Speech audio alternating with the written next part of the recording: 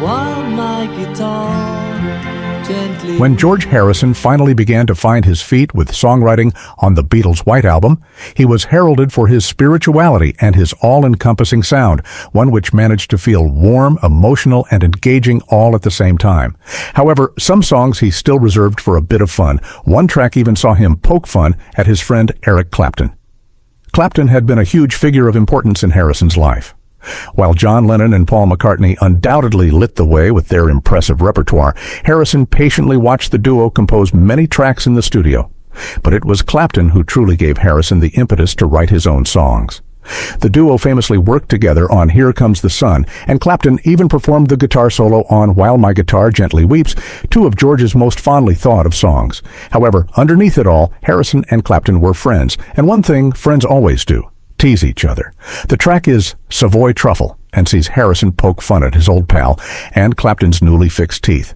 Savoy Truffle on the White Album was written for Eric, so Clapton. He's got this real sweet tooth and he'd just had his mouth worked on. His dentist said he was through with candy. So as a tribute I wrote, "You'll have to have them all pulled out after the Savoy Truffle." The truffle was some kind of sweet, just like all the rest. Cream tangerine, ginger sling, just candy, to tease Eric. The song fits the bill too, as Harrison takes the song's swirling sonics, filled with bongos and trumpets and other delightful ditties, into a light-hearted and jovial place. So joyful is the track that most faux the lines were taken straight from a box of McIntosh's Good News chocolates, as Harrison picked out flavors of chocolates that worked within the song.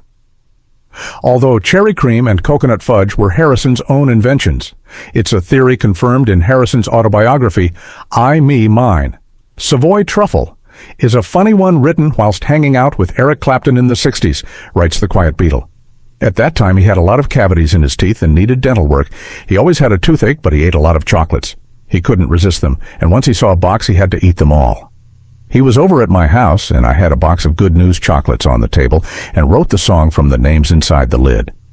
I got stuck with the two bridges for a while, and Derek Taylor wrote some of the words in the middle. You know that what you eat, you are.